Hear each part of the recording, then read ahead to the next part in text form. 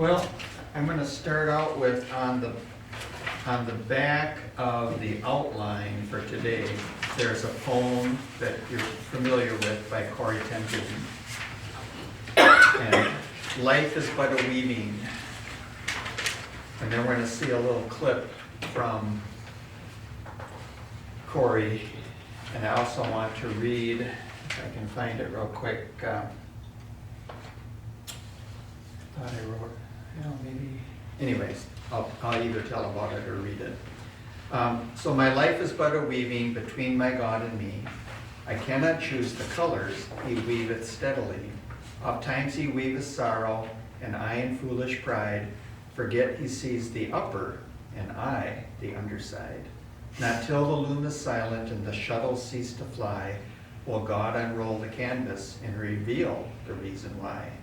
The dark threads are as needful in the weaver's skillful hand as the threads of gold and silver in the pattern he has planned.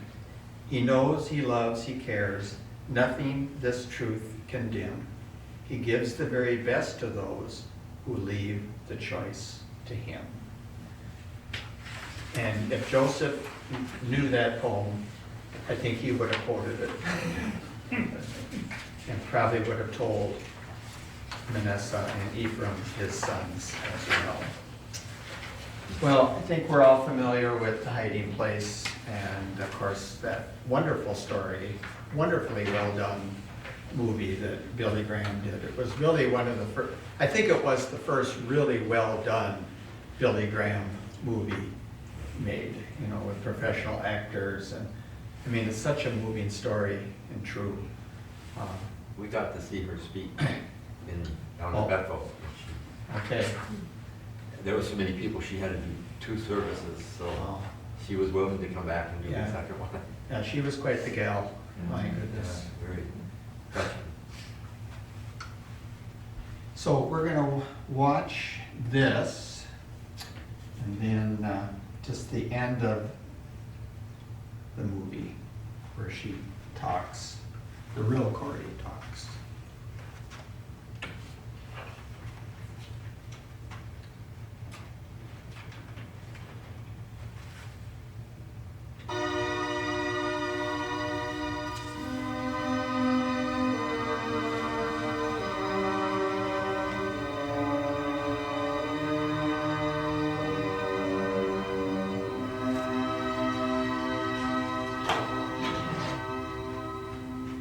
(1944).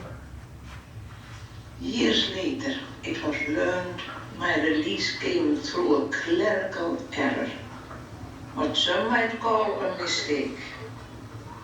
Not long after I was set free, women my age were put to death. Yes, I am Corrie ten Boom, in my 80s now. Some questions remain, but they are not to be feared. Our Heavenly Father holds all things in his hand, even our questions. As for myself, in the years since Ravensbrück, the Lord has sent me to some 60 countries. And I have told to anyone who would listen, no pit is so deep that he is not deeper still. With Jesus, even in our darkest moments, the best remains, and the very best is yet to be. I promised my sister I would tell it, and I tell you.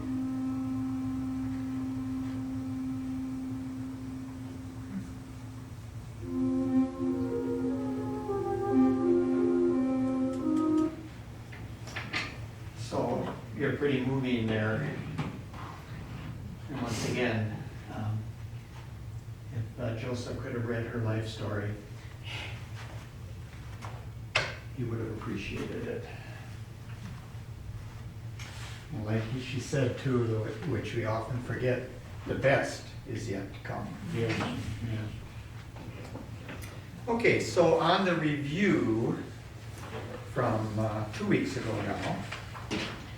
So the 3 stages of Joseph's life, the birth to 17, his whole family was unsettled. We talked about how Jacob was really a passive father.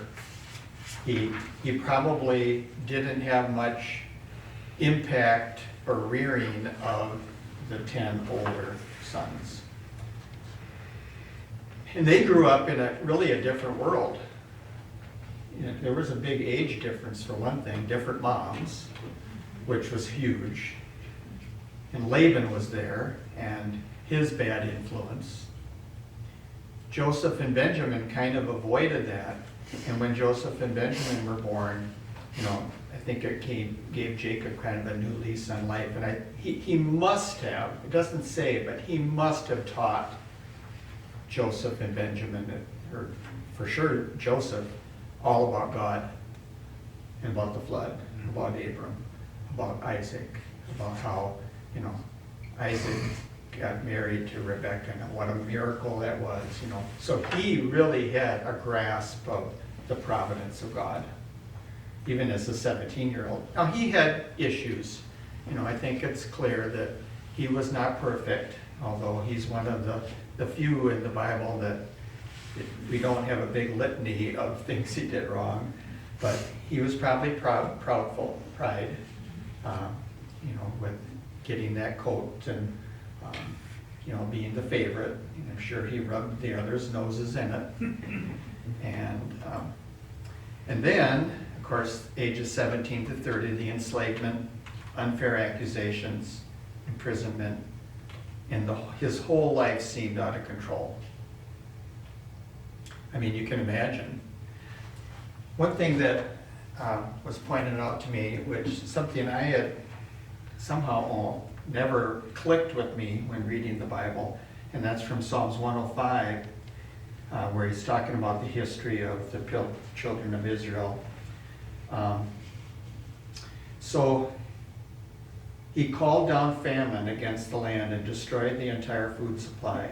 But he had sent a man ahead of them, Joseph, who was sold as a slave. They hurt his feet with shackles. His neck was put in an iron collar. See, you know, Genesis doesn't say anything about that, but this is God's word too. And until the time his prediction came true, the word of the Lord tested him. The king sent for him and released him, and the ruler of the people set him free. And he made him master of his household, ruler over all his possessions, binding his official at will and instructing his elders. So that's such a neat insight, I think, of more of what it was like, and we're going to talk about that today.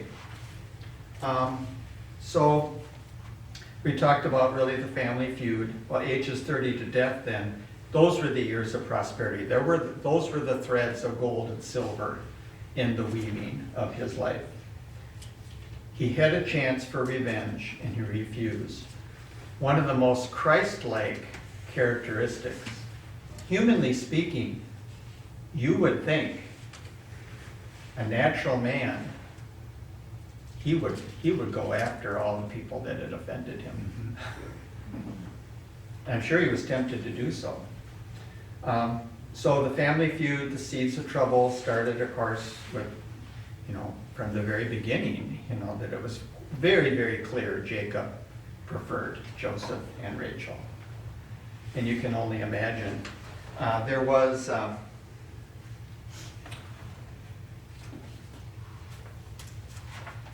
talking about growing up in a polygamous home. This author said he talked to a man who had grown up in a Muslim home and the man had 2 wives. And then he became a Christian, became a Catholic priest. But he describes the relationship between the wives and their husband. A husband of many wives may pretend to be above the fray, but in truth, The male ego is no match for the jealousy of the women unsheathed for battle. The jealousy of co-wives is impregnable to the thunder of a husband intent on exercising his authority. The male temper is a mere tempest in the household teacup. Individually or in concert, the co-wives are a prime mover in the domestic sphere, with the man bobbing in and out of his wife's lives on a rotation dictated. Inevitably, the inherent jealousy between wives will be manifested and magnified in the relationship among the children. Children identified with their mothers far more than their father, which I thought was interesting. Sibling rivalry is rife among the children of the same father, whereas children of the same mother observe a uterine pact that prescribes collaboration and mutual bonding. Children by the same paternity are born in strife and to abiding distrust, while to make for a viable household, children on the paternal side are like peas in a pod. He says the complexity of polygamy. So it was obviously not fun and games for Jacob having that. Now he could say, well, it's not my fault. You know, and in some ways, I mean, Leah was put on him, you know, unjustly.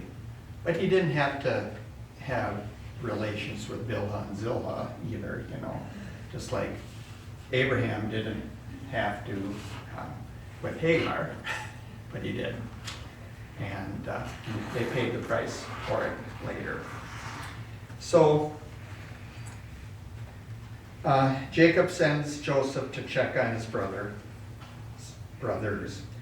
and that was not a wise move. It kind of shows that this detachment that Jacob maybe had. Was he, you know, blind to what was going on? I mean, he should have feared for Joseph. He should have heard the rumblings and felt the rumblings if he was at all in tune with his family. You know, maybe his wives, you know, would have said something. Well, the sons plot their cure.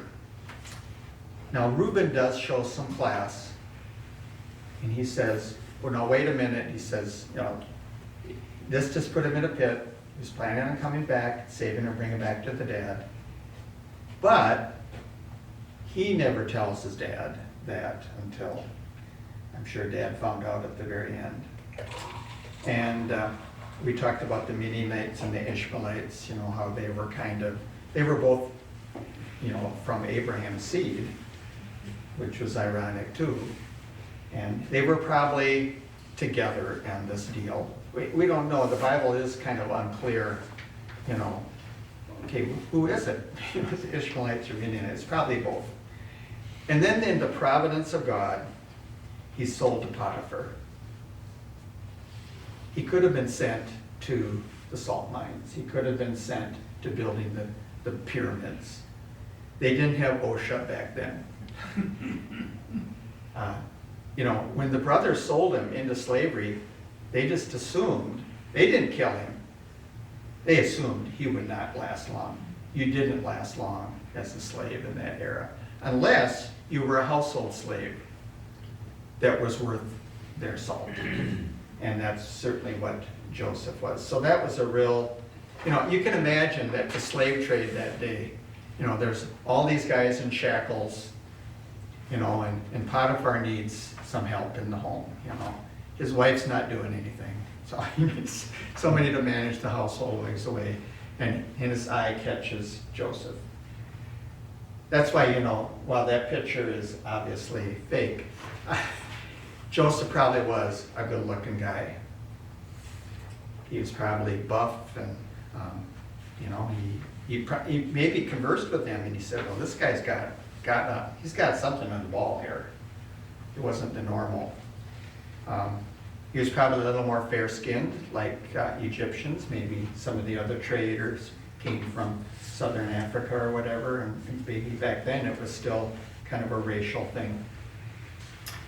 Chapter 38, remember Jaber and McGee said that chapter to him seems like a fifth leg on a cow. It seems out of place. It's like, he says it's the worst chapter in the Bible. Well, there shouldn't be any worse chapters in the Bible. There's always, it's given for our instruction, obviously. But Judah messes up big time, and we talked about that.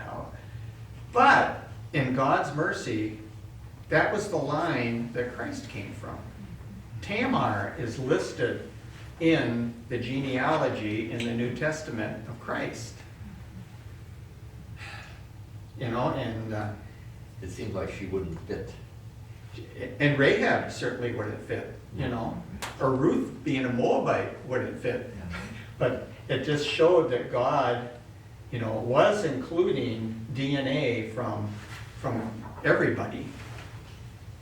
So, once again, now this really is another heartache for Jacob. That is not the way you want to get grandkids. Do something like that.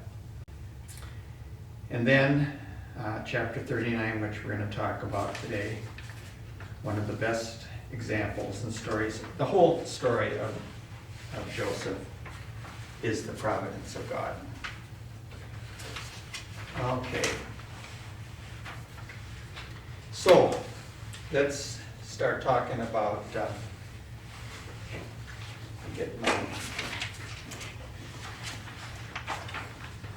Joseph must have been pretty open about his relationship with the Lord while he was a prisoner. He wasn't hiding that, I don't think, because in chapter 39 and verse 2 and 3, the Lord was with Joseph, and he prospered, and he lived in the house of the Egyptian master. When his master saw that the Lord was with him, and that the Lord gave him success in everything he did, Joseph found favor. So he wasn't hiding that he had this relationship with God. Okay, yeah. And, you know, in Egypt at that time, too, they were polytheistic. So they maybe just kind of added Jehovah to the list. Like, okay, well, that's good for you. I have my God, you have yours. It's your karma, or whatever, you know. So, and, you know, the whole issue of forgiveness comes up in all of this. Joseph had the opportunity, the means to really get even. And you know, you've all heard that saying, you don't get mad, I don't get mad, I get even. Well, to God's grace in Joseph's life, and really, when I read one thing that really hit me as well, that the story of Joseph, in a sense, isn't the story of Joseph, it's the story of God working in that whole situation. Another example from Corrie ten Boom. So this is after she's been released from prison, and and the war's over, and she's going around in kind of a ministry of reconciliation, and she's in Germany. So she says, it was in a church in Munich that I saw him, a balding, heavy-set man in a gray overcoat, a brown felt hat clutched between his hands. People were filling out of the basement room where I had just spoken, moving along rows of wooden chairs. It was 1947, and I had come from Holland to the defeated Germany with a message that God forgives. It was the truth they needed most to hear in that bitter, bombed-out land. And I gave them my favorite mental picture, made because the sea is never far from a Hollander's mind. I like to think that's where, when we confess our sins, God casts them into the deepest ocean, gone forever. Amen. The solemn faces stared back at me, not quite daring to believe. There were never questions after a talk in Germany in 1947. People stood up in silence, and silence collected their wraps and left the room. And that's when I saw him, working his way forward against the others. One moment I saw the overcoat and brown hat, the next a blue uniform, in a visored cap with a skull and crossbones. It came back with a rush, a huge room with its large overhead lights, the pathetic pile of dresses and shoes in the center of the floor, the shame of walking naked past this man. I could see my sister's frail form ahead, ribs sharp beneath the parchment skin. Betsy, how thin you were. Betsy and I had been arrested for concealing Jews. And this man had been a guard at Ravensbrück concentration camp. Now he was in front of me, his hand thrust out. Fine message, Fraulein. How good it is to know that, as you say, all our sins are at the bottom of the sea. And I, who spoke so glibly of forgiveness, fumbled in my pocketbook rather than take that hand. He would not remember me, of course. How could he remember one prisoner among thousands? But I remembered him. The leather crop swinging from his belt. It was the first time since my release that I had seen him face to face with one of my captors, and my blood seemed to freeze. You mentioned Ravensbrück, he was saying. I was a guard there. No, he did not remember me. But since that time, he went on, he says, I have become a Christian. I know that God has forgiven me for the cruel things I did, but I would like to hear it from your lips. Wow. Fraulein, again, the hand came out. Will you forgive me? And as I stood there, I whose sins had every day to be forgiven, could not. Betsy had died there. Could he erase her slow, terrible death simply by asking? I could not have been many seconds that he stood there, hand held out, but to me it seemed hours as I wrestled with the most difficult thing I'd ever had to do. For I had to do it. I knew that. The message that God forgives was prior condition, that we forgive those who have injured us. And if you do not forgive their trespasses, neither will your Father forgive yours. I knew it not only as a commandment, but as a daily experience. Since the end of the war, I had a home in Holland for victims of Nazi brutality. Those who were able to forgive their former enemies were able to also return to the outside world and rebuild their lives. No matter what the physical scars, those who nursed their bitterness remained invalids. It was as simple and as horrible as that. And still, I stood there with the coldness clutching my heart. But forgiveness is not an emotion. I knew that too. Forgiveness is an act of the will. And the will can function regardless of the temperature of the heart. Jesus, help me, I prayed. I can lift my hand. I can do that much. You supply the feeling. And so woodenly, mechanically, I thrust my hand into the one stretched out. And as I did, an incredible thing took place. A current started in my shoulder, raced down my arm, sprang into our joined hands. And then the healing warmth seemed to flood my whole being, bringing tears to my eyes. She says, I forgive you. Wow. Now, we will never be faced probably quite with that situation, but we're faced with a lot less ones that perhaps we are stubborn enough to hold on to. But that's a wonderful story from Corey. That was from Guidepost magazine. That was part of the movie too. I think so.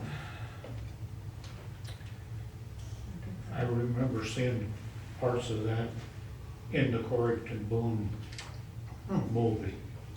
Well, that could be different than Hiding Place. Yep. No, okay, yeah. And they also told about the medications.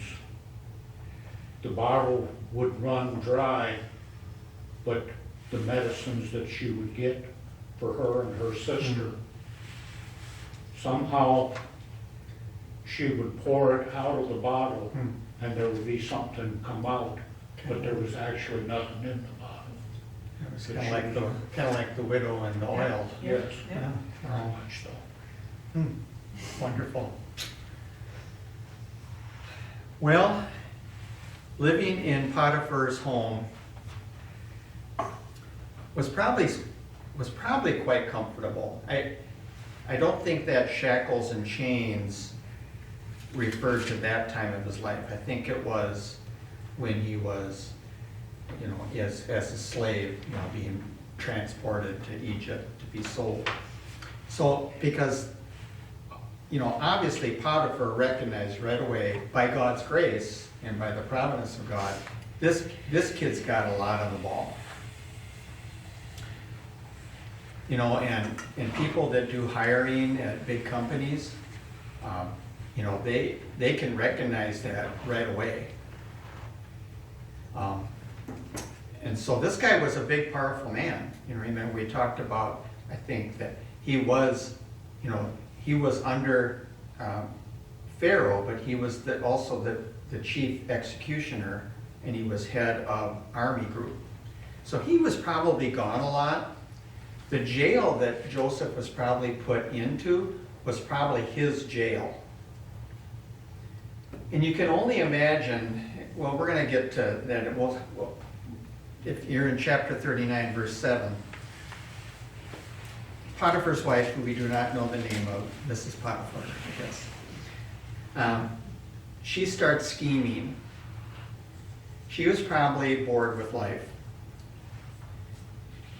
There's some, I think, TV shows which I don't watch that, like The Wives of LA or whatever, things like that. But think of this Hollywood stars and starlets. They're never satisfied. They go through multiple marriages. And if money was the answer, why do Bill Gates and Jeff Bezos have such unhappy marriages? I mean, two of the richest men in the world. You'd think their wives would be, really happy to be, in that situation. Well, probably those guys aren't the best of character at home too. We don't know. They probably don't put down the toilet seat and whatever, But Potiphar, he also might have been an older man in that position. It was probably very common for them to have not only one wife, but maybe more, but wives that were younger. In verses 8 and 9, now she confronts him and asks, why don't you lie with me? Nobody will know. I'll never tell. Well, we don't know that. She might have gotten tired with Joseph and squealed on him anyways. But notice his reasons. He wanted to be faithful to his employer. He says, how could I do this? Potiphar has treated me well. You're his wife. What are you doing? And he says, how can I sin against Jehovah? And that was the key. Once again, it's so clear that Jacob had taught Joseph. In the last part of verse 6, though, it says, now Joseph was handsome in form and appearance. So Yeah. he had to have a Right. very muscular, handsome looking. Yeah, I mean, when you consider, we don't know how long it took, I guess, to be in shackles and everything. Probably wasn't fed real well, but he had probably been eating well in the neighborhood in Potiphar's house. Yeah, right. And he had access to all of the grooming, and I mean, if you were a head slave in a place like that, you had to keep yourself up. It was part of this, the standard, I would think. So, right. And he had a high view of marriage. He says, you are his wife. What are you doing? Well, she didn't go for that. But here's a man in his late 20s, a bachelor. He could have been flattered by such a proposal very easily. A lesser man in that culture would have had no problem giving in. She was probably pretty nice looking also. Well, Yeah. I'm sure she was to be the wife of Potiphar, And she was his trophy wife, no doubt. But, he was gone all the time. He was all fighting wars and, executing people. So it's interesting that Joseph had been ingrained in him to say no. And he recognized it would be sin against God. Now remember, Judah and Reuben, they had apparently no problem saying yes. Once again, it shows the difference in upbringing of those older sons versus Joseph. And I think of Joseph too, like Josiah in the Bible. He had a heart that was tender to the Lord. That was a big difference too. His temperament was different. In the New Testament, it says when you're confronted with temptations like that, to flee and run. And that's exactly what Joseph did. Well, she persisted. He continued, have resisted. He tried to even avoid her. He didn't want to be alone with her. Remember the Billy Graham rule for all of his under evangelists. And remember Mike Pence too. Mike Pence said, I never go out to eat alone with a woman that's not my wife. And the media said, oh, what a prude, what a dingbat. But that was Billy Graham's rule. You never do that. You never tempt the situation. And he would tell his evangelists too, you never counsel a woman alone as well. So there's that old saying, a woman that is scorned is to be feared. And she finally had enough. I'm sure she was embarrassed. She says, it's me. How could anybody resist me? And so she was going to get even. So she was embarrassed. And I'm sure this was not the first time she had adultery. And I'm sure Potiphar was probably well aware of her issues. So she plots to get even, verses 11 through 19. Why don't we read that? Verses 11 through 19. Chapter 39. One day he went into the house to attend to his duties, and none of the household servants was inside. She caught him by his cloak and said, "Come to bed with me." But he left his cloak in her hand and ran out of the house. When she saw that he had left his cloak in her hand and had run out of her house, she called her household servants and said, "Look," she said to them, "this Hebrew has been brought to us to make sport of us. He came in here to sleep with me, but I screamed. When he heard me scream for help, he left his cloak beside me and ran out of the house." Okay. Well, she said, well, if that's the way you're going to act, so much for you. Well, he really needed a Perry Mason in this situation. But slaves had no rights. If you were accused, too bad. You weren't going to get probably a fair trial. Now, Potiphar seems to not believe his wife for the following reasons. But what could he do? He couldn't say, "You're a liar." That wouldn't go over well. And, well, he's just a slave. And he didn't want to lose Joseph because he had sensed too, God had blessed his whole household because of Joseph. Just like for Isaac and Abraham, and even Jacob when he was with Laban, they recognized, something special going on here. I'm getting rich. And I'm putting two and two together. It must be because of this guy. So, but he probably knew his wife pretty well, and she was not to be trusted. And perhaps it had happened before. Normally, he would have killed Joseph. Right. And so, right, being the chief executioner, all he would have to do is, and he's gone. And that's why too, I think he was sent to the prison that he was overseeing, which was a prison for political prisoners. So, well, think how Joseph felt. He had done what was right, and this is what I get. But he never had been able to read the end of the story. He didn't have the book of Genesis. Unfortunately, Moses had not written it yet. And he probably felt like Frodo in Lord of the Rings, where he says, I wish none of this had ever happened. He held firm. There's Dag Hammarskjöld, who used to be the head of the UN. He was actually a Christian man. Wouldn't that be something to have a Christian in charge of the UN?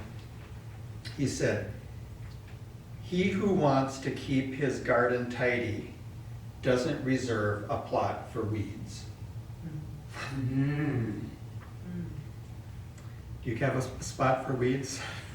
They seem to find it anyways, right?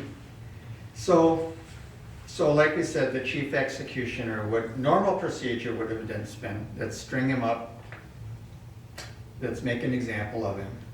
This is what you get, guys. But he was sent to a prison, once again, by divine providence. Perhaps he even told the jailer that he probably knew. He says, here's the scoop. I know what happened. Don't really persecute him. And this guy's really good at administrating. And you can imagine that jailer, that was not probably the ideal job to have. And, but he was only too relieved to be, relieved of his workload. You could say, hey, great. I can just sit back, drink my coffee, and tell Joseph what to do, and he'll do it well, and I'll look good.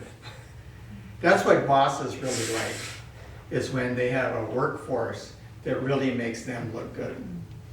I remember we had a principal that was kind of on the outs with the administration. He had been an alcoholic, and he had lost one principalship, and then when our principal retired, they decided to give him another chance. And so they put him at our school, and he was really happy to be there because the school ran itself. All he had to do was really stay in his office, Show up. and not rock the boat. And he did well, and he made it for 10 more years or whatever, and got to retire. But that's this jailer. He was now 1 Peter 2:20. Well, if somebody could get that, 1 Peter 2:20.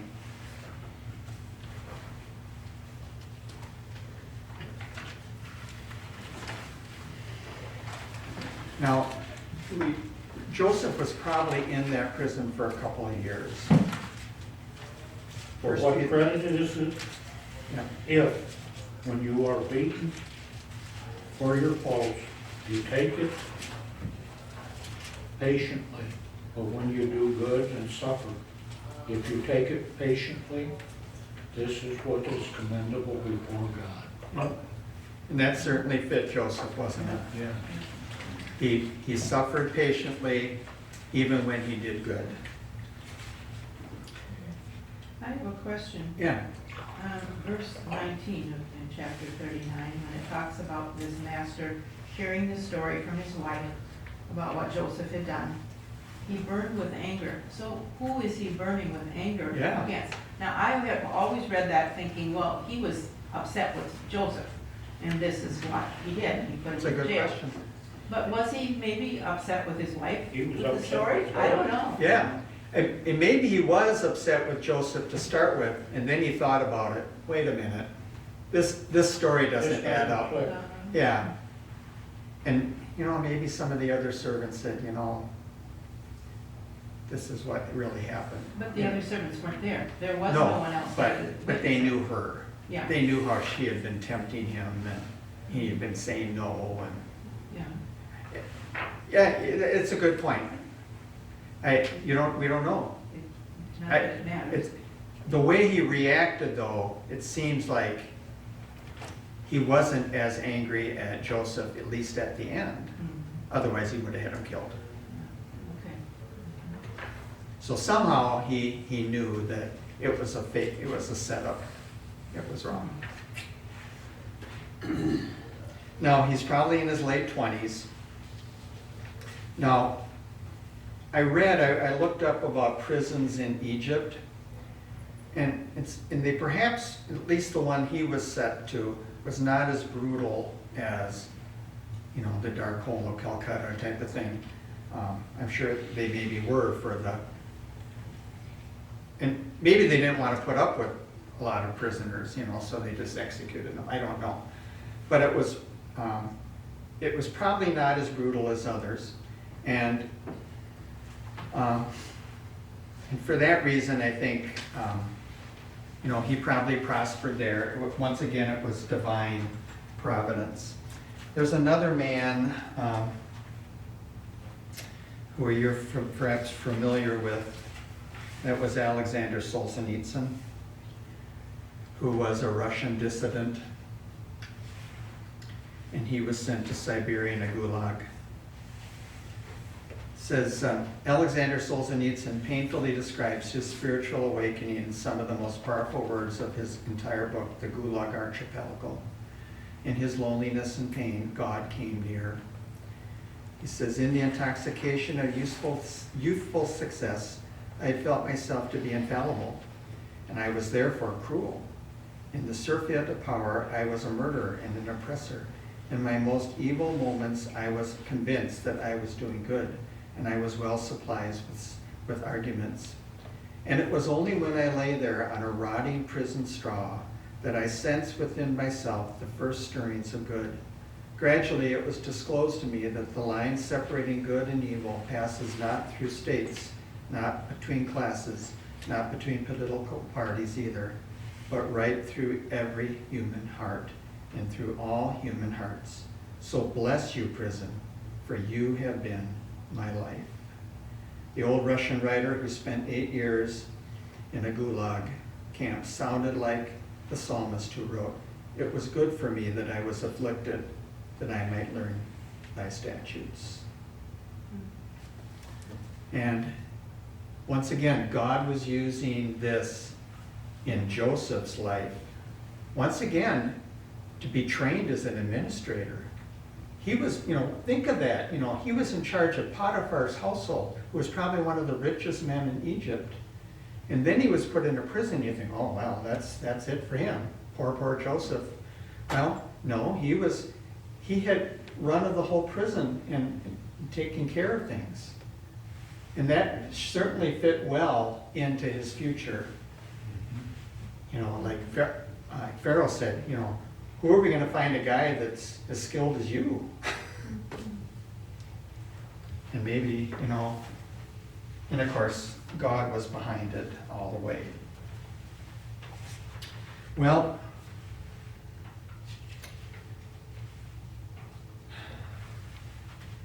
so some say, I'm fine under the circumstances. Joseph felt fine on top of the circumstances. Now, Satan no doubt wanted to derail God's plan for Joseph. Now, Satan can't know the future, but he probably had a sense that Joseph is part of this deal. And by having him face and yield, so he didn't yield to temptations, Satan failed. Think of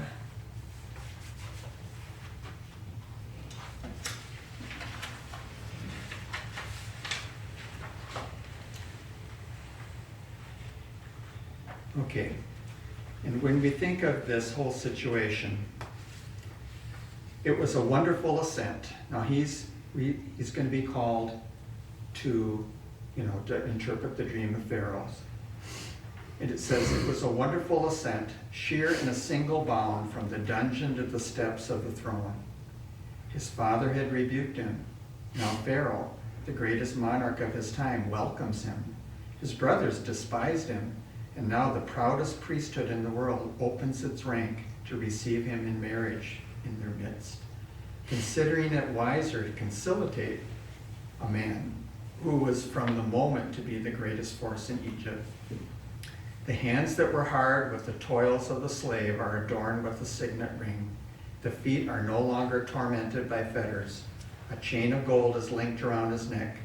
The coat of many colors torn from him by violence and defiled by blood, and the garment left in the hand of the adulteress are exchanged for the vestures of fine linen drawn from the royal wardrobe. He was once trampled upon, and all Egypt is now commanded to bow before him. As he rides forth in the second chariot, prime minister, second only to the king. What a comment is this on that rapturous outburst of the Virgin Mary.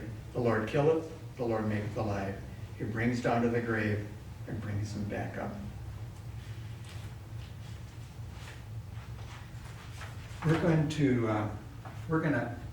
We're not going to quite get to the dreams, but he gets some new cellmates. And a couple of things I thought were kind of key is, so he's ministering to them. And think, he's in prison himself unjustly. And he says, why are you looking sad? He was really empathetic. He could have said, well, here's your slop, walk away. He didn't. He says, what's wrong? That's pretty good. And then he said, well, we have these dreams. And Joseph said, well, God helps me with dreams. Maybe I can help you. And they were not dreams, as we go through it next week. They were not dreams that you could just, oh, that's real clear, It was like, really? And just like Daniel, in both these guys and with Pharaoh, remember what Daniel said about the dream. He says, interpretation belongs to God, not to me. He gave all the credit to God. Well, we're going to see a little clip here of, this is from the Sight and Sound Theater. I'm going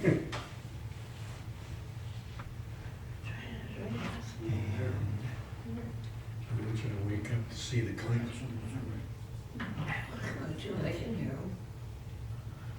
Yeah, but he's running the clip. You should probably see him.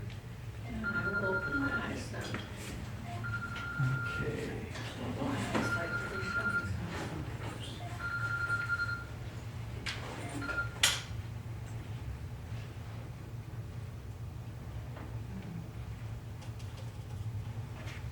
I think it's this one.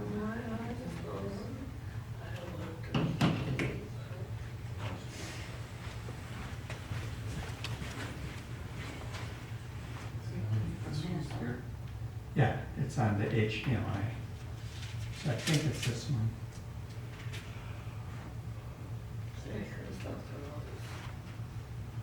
It's two. Two? Two.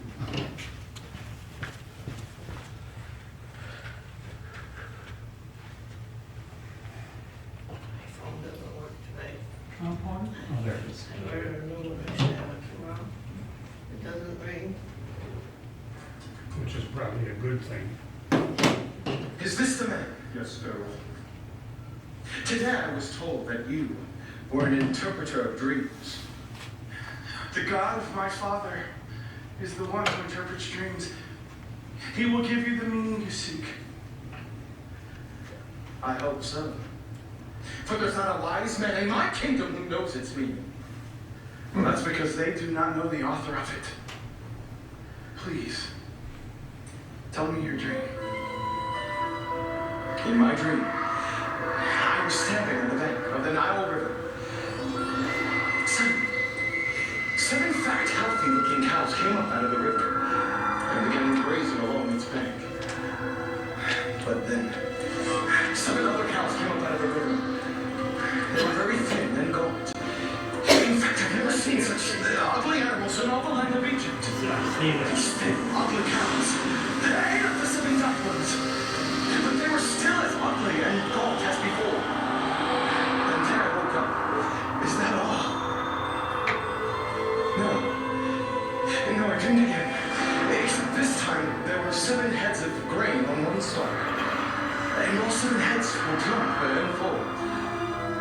But then, out of the same stalk came 7 withered heads of grain, shriveled by the east wind.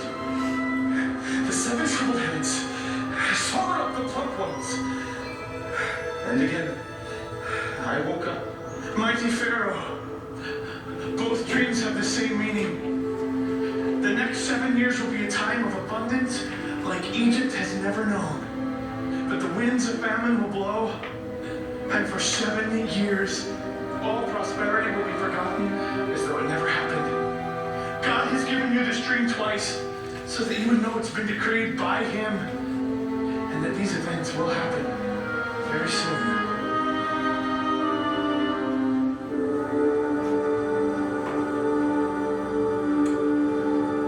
Astonishing! Everything within me bears witness that what you have said is true. I don't even know your name. Who are you? I am Joseph, the son of Jacob. It is written that he was accused of adultery by Potiphar's wife. Were there any other witnesses? Oh, no. Her word alone, and after that she went mad and drowned in the Nile. Huh. Mighty Pharaoh, may I speak to you once more before I leave your presence? Yes.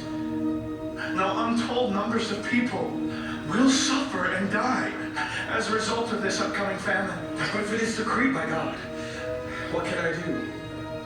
Find a wise and discerning man and give him charge over the land of Egypt.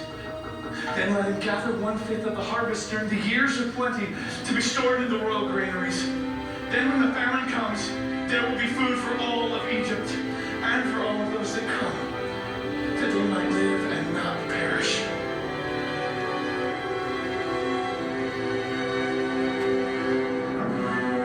Is there anyone else in all the land of Egypt as wise and discerning as this man in whom the Spirit of God dwells?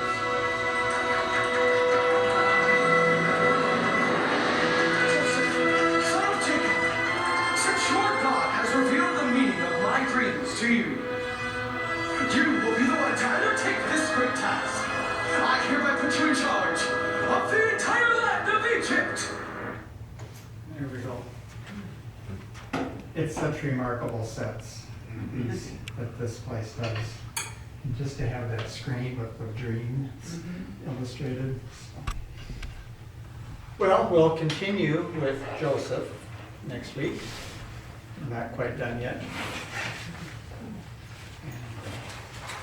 If you want to read sometime that little clip from the character sketch, I'll give you some more of that next week as well. So thank you for coming, and hope you all stay well.